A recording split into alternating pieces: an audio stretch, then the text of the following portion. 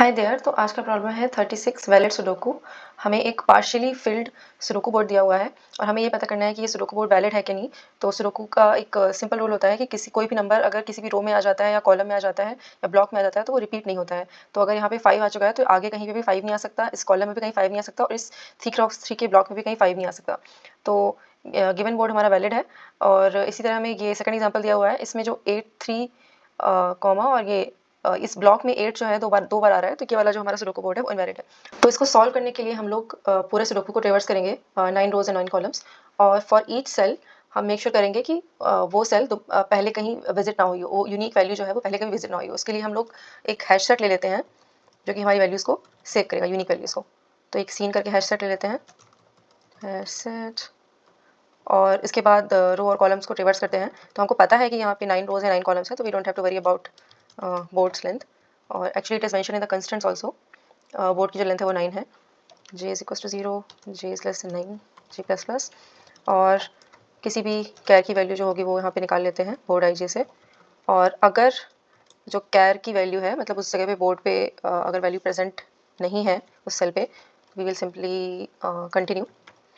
Otherwise हम जो भी उस जगह पे रो वैल्यू, कॉलम वैल्यू और ब्लॉक वैल्यू है उस पर्टिकुलर सेल के लिए वो निकालेंगे। और हम ये देखेंगे कि ये वैल्यूज़ जो हैं वो ऑलरेडी सेट में कहीं पे ना आई हो, मतलब कि वो जो नंबर है सेम रो में ना आया हो कभी दोबारा, या फिर सेम कॉलम में ना आया हो, या फिर सेम ब्लॉक में ना आया हो। तो उसको निकालने के लिए हम लोग ये सेट में सेव कर लेंगे। तो रो के लिए हमारी जो वैल्यू होगी वो एक स्ट्रिंग ले लेते हैं रो, और यहाँ पे उसका रो नंबर ऐड कर देते हैं।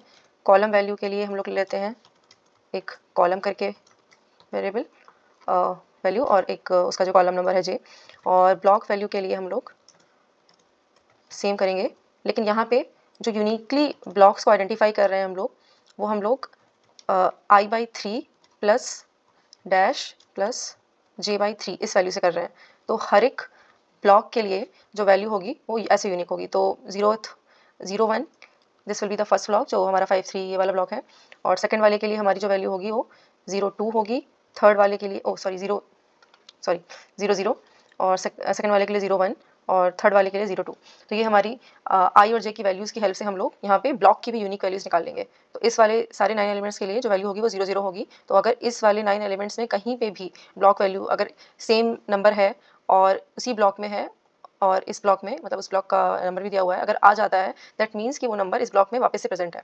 तो हम लोग यहाँ पे एक चेक लगा लेंगे, if not seen dot add row value और not seen dot add column value और नॉट सीन डॉट ऐड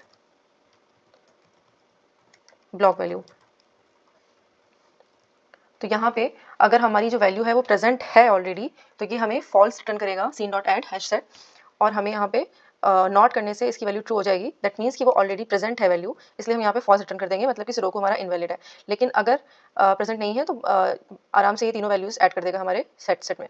तो हम लोग इस लूप के बाद अगर हमारी सारी वैल्यूज़ आराम से ऐड हो जा रही हैं सेट में, we can simply return true, मतलब कि वैलिड सुडोकू था। ओके। और इसकी जो टाइम कॉम्प्लेक्सिटी होगी वो ऑर्डर ऑफ 9 × 9 होगी, क्योंकि हम लोग बस 9 टाइम्स लूप चला रहे हैं रोज़ और कॉलम्स के लिए। तो उसको अभी रन कर लेते हैं। और j इज़ लेस देन 9 है, सो ही int भी मेंशन नहीं किया मैंने। Okay okay, let's submit it.